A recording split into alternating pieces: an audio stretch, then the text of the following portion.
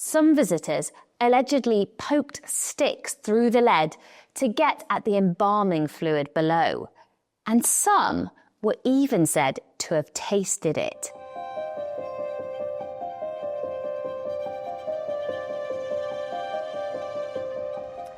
Burned bodies, strangled spouses, and poisonous plots. Is this England's most gruesome castle?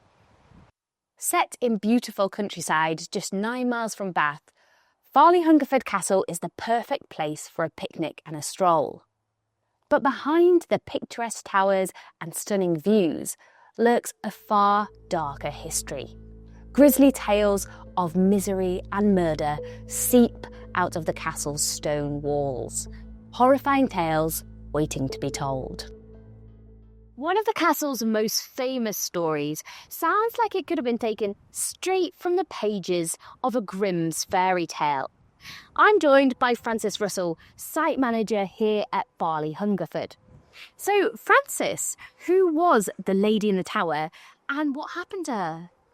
Well, we're standing next to what we call the Lady Tower here at Farleigh Hungerford Castle, and in the Tudor period, Lady Elizabeth Hungerford was locked here for 4 years by her husband, her captor, and things got so extreme that she was forced to drink her own urine. How did she end up here? Well, we don't know exactly why her husband locked her away, but we think it may be because it was at the time of the English Reformation when King Henry VIII was trying to break from the Roman Catholic Church, and her father was a prominent Catholic in the royal court. So we think that Walter was trying to disassociate with his wife, who was a Catholic. And do we know how long she was locked up for and how she got out? Well, we have a letter that she wrote to Thomas Cromwell where she claimed she's been locked away for 3 or 4 years. Most woefulest and poorest beadswoman, left in worse case than ever I was as a prisoner alone, and continually locked in one of my lord's towers of his castle in Hungerford, as I have been these 3 or 4 years past, without comfort of any creature, and under the custody of my lord's chaplain, which hath once or twice heretofore poisoned me, as he will not deny upon examination. I most humbly beseech your good lordship, for surely I will not longer continue this wretched life with him. We don't know how she got out, but we think it was probably when her husband was executed for treason by the king. Well, that's an interesting story in itself. I wonder if you could tell us a little bit more about what happened there. Yeah, absolutely. So Walter Hungerford was accused of treason and executed on Tower Hill at the same time as Thomas Cromwell.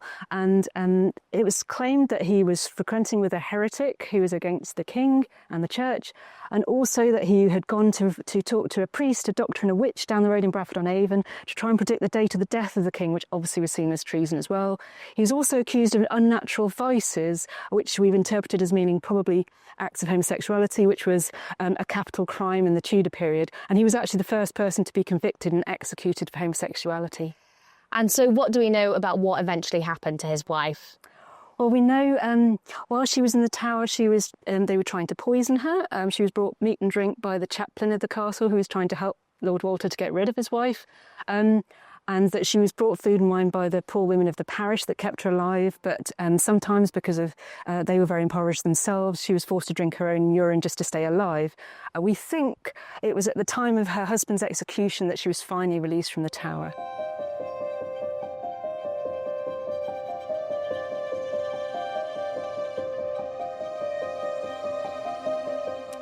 A dark story indeed, but not the grisliest that the castle has to offer.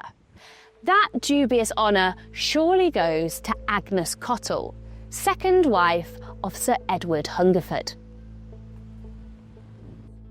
Agnes Cottle was no stranger to marriage. Her first husband, John, had been Sir Edward's steward, but his untimely death in the summer of 1518 had left her a widow. But in true rags-to-riches style, she caught the eye of Sir Edward himself, and the pair were married. The union was apparently a very happy one, and Agnes would surely have enjoyed her elevated position in society and all the luxuries that Farleigh Hungerford had to offer.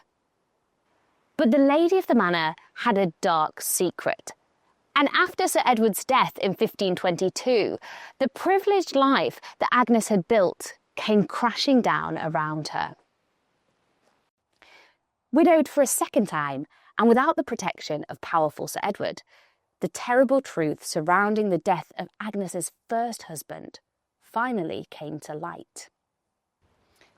On the 26th of July 1518, on the orders of their mistress, 2 servants brutally strangled John Cottle and threw his body into the kitchen fire to destroy the evidence.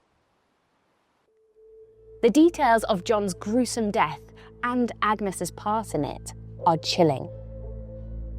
William Matthew and William Ings, on the 26th July, in the 10th year of the now Lord the King, with force and arms made an assault upon John Cottle at Farleigh, in the county of Somerset, by the procurement and abetting of Agnes Hungerford, at that time the wife of John Cottle, and a certain linen scarf called a kerchier, which the aforesaid William and William then and there held in their hands, put round the neck of John, and then and there feloniously did throttle, suffocate, and strangle him, so that John immediately died.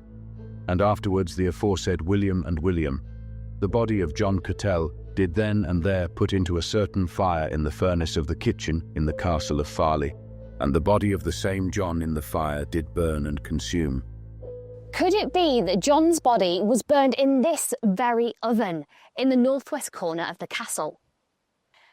Agnes and her 2 accomplices were tried and convicted of John's murder and were hanged at Tyburn, London's main execution site. Such was the disgrace that all traces of Agnes were removed from the family records. John's horrific murder and Agnes's part in it was apparently well known locally, which begs the question, did Sir Edward know about his wife's murderous past? Or did he even have a hand in the murder, removing the one obstacle to his marital bliss? We'll probably never know.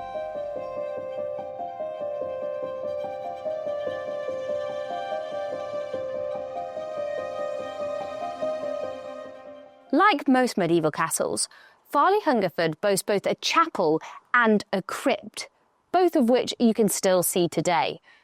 But the coffins that you find down there might surprise and even shock you.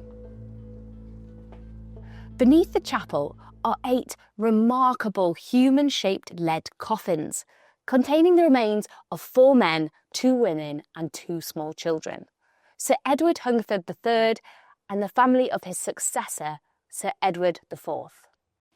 These date from the second half of the 17th century, and if you look closely, you can see that they have moulded faces. These may be death masks cast from the faces of the deceased. These coffins were especially popular with 18th and 19th century tourists with a taste for the macabre. Some visitors allegedly poked sticks through the lead to get at the embalming fluid below, and some were even said to have tasted it. I think that's a historical tradition that I'll give a miss.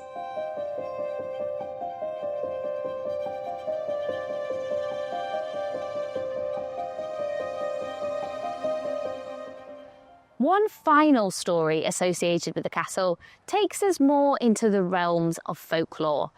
Frances, can you tell us more? Absolutely. So one of the towers at the back of the castle that's now collapsed was known as the Red Cap Tower. And this might have been because it had a conical red roof to the tower, but also it might have been because there was the legend of a red cap living there.